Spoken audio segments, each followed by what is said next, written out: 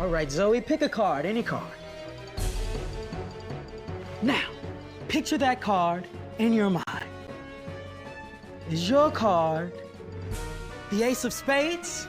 Wow, Izzy, that's incredible. How'd you do that? I use science to channel an image of your card to my mind. Dr. Jeff, Izzy just used science to read my mind. That was a pretty cool trick, but unfortunately, Zoe, what Izzy did is not science. All right, Dr. Jeff is right. It's not science, it's just a trick. Sneaky. That was pretty good, though. Thanks. How'd you get 52 decks of cards to get them all to match? There are a lot of interesting things in the world that look like science, but they're not. How can we tell the difference? Great question, Zoe. Let's explore. I'm Dr. Jeff Vineker, and today we're gonna answer the question, what is science? We'll learn the practices of science. We'll discover that in science, evidence is number one. And we'll learn that there are many things that appear to be science, but are not.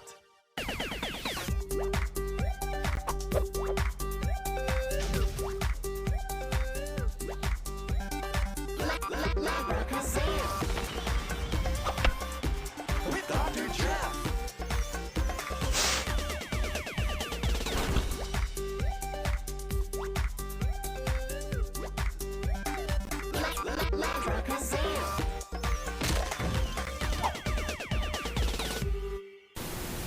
Welcome to Labracazam, where we make science make sense. To answer your question, Zoe, first let's remember what science is. Science is the process of learning about the natural world through observation and experimentation. And most importantly, scientists use evidence to learn more about the natural world. That's exactly right. What kind of scientist studies things like ghosts and unicorns? Sorry, Bert, but things like ghosts, unicorns, and mind reading are not part of the natural world, so scientists don't study them. They're what we call supernatural. Dr. Jeff, last year you taught me that scientists use scientific practices to learn more about nature. That's exactly right, Izzy. The scientific practices include things like asking questions and defining problems, developing and using models, planning and carrying out investigations. Geez, Dr. Jeff, could you hurry it up? Sure. Analyzing and interpreting data using mathematics and computational thinking, constructing explanations, engaging in argument from evidence, and obtaining, evaluating, and communicating information. Did you get all of that? Absolutely not. Why don't we just conduct an experiment that helps us learn more about the scientific practices? Great idea. Let's break it down.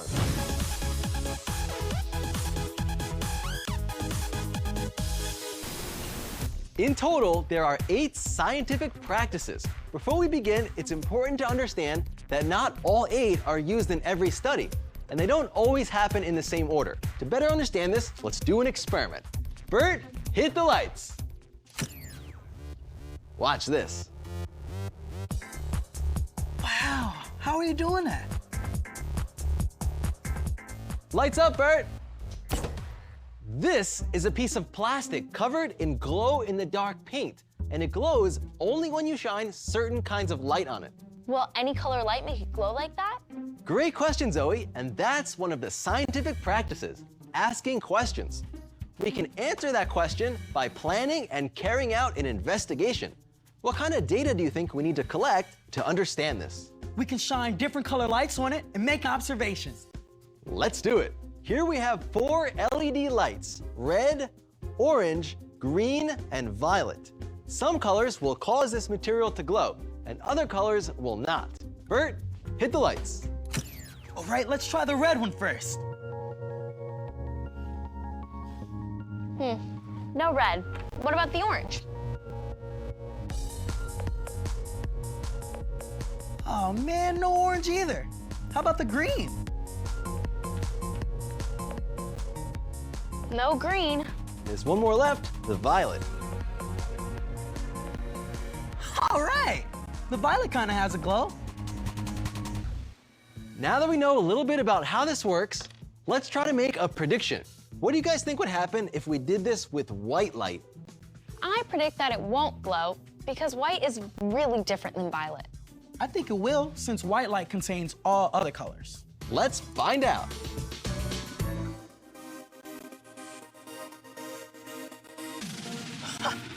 Wow, this is evidence that white light does contain some violet light.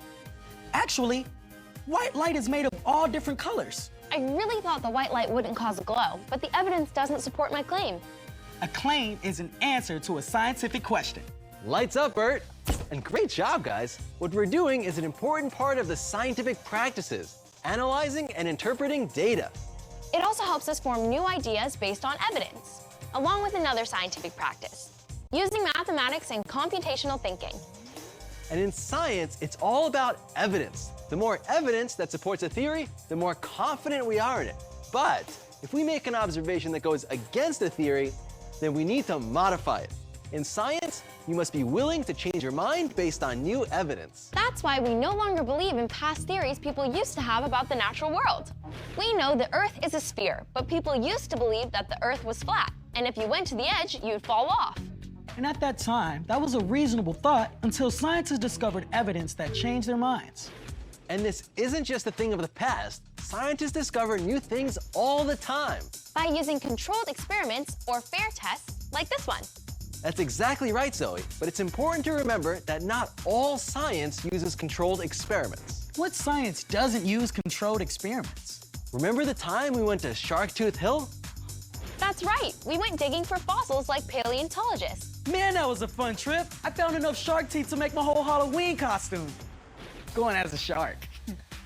Paleontology is a good example of a scientific field that doesn't use controlled experiments, but paleontologists still use the scientific practices of constructing explanations about what they find. They also discuss their discoveries by engaging in argument from evidence, meaning they have scientific debates with other experts. And they obtain, evaluate, and communicate information about their findings. So what do scientists do after they've made a discovery? Great question, Zoe. Much of science is about building off of the work that other scientists have done. What if scientific studies don't use scientific practices? In that case, they aren't really scientific. Astronomy, for example, is science because they use the scientific practices to learn about stars, planets, and outer space. Astrology, on the other hand, is not science.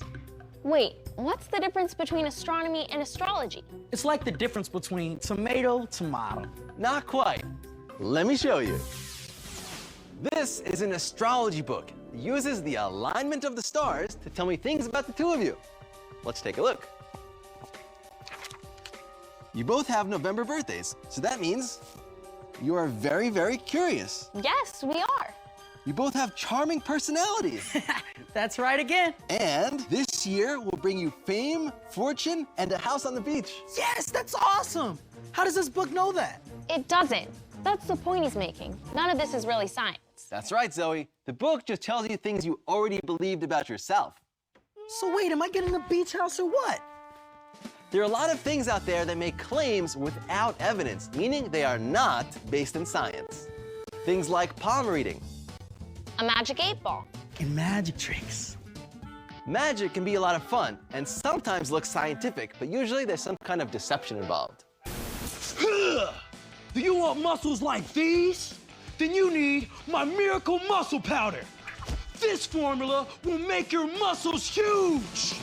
Huge! Has this formula been tested by scientists to make sure that it works? No, Well, what evidence do you have to support your claims? it's simple. You take the powder, you work out, and then you get muscles. Lifting weights gives you muscles anyway. That doesn't prove anything. Okay, fine. It's just sugar. That guy's cool. I really learned a lot about science today. I didn't realize it applied to so many different things. You're right, Izzy. There are many different types of sciences that apply to the world around us, like biology, the study of living things. Chemistry, which studies the structures and properties of matter. Astronomy, the study of space. Or paleontology, which studies fossils like dinosaur bones. And that's just a few of them. You might not realize it, but you experience the benefits of science every day. To take a closer look, it's time for some real-world science.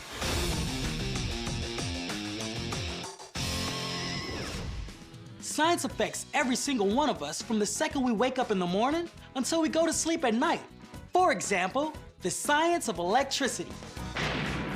From Benjamin Franklin's investigation of electricity in the form of lightning, to Thomas Edison's invention of the light bulb, science has fueled the development of electricity in the modern age. And today, where will we be without electricity? I would tell you, but my phone's dead. Science has also revolutionized how we get the food we eat.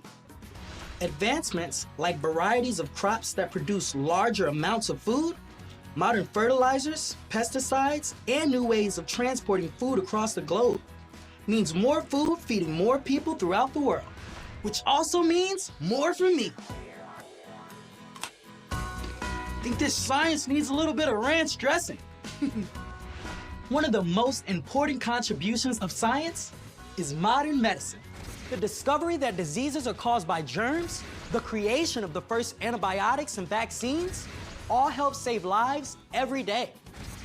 Now they just need to come up with a pill that'll make me taller, faster, and give me the ability to dunk on like 5 guys. I have a basketball game later today. But now let's kick it over to Zoe.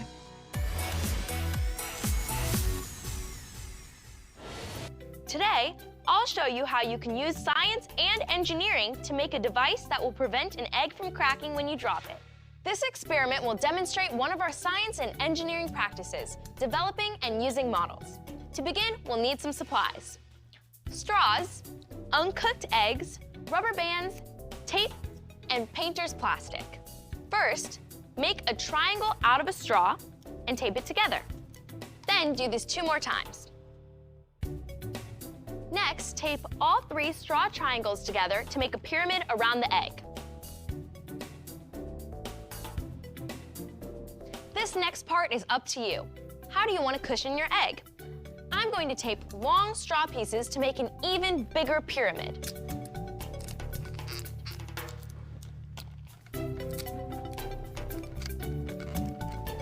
Then I'm going to wrap rubber bands around the whole thing to hold it in place. Before you do the egg drop, make sure to lay down some painter's plastic, just in case. Now let's see how we did.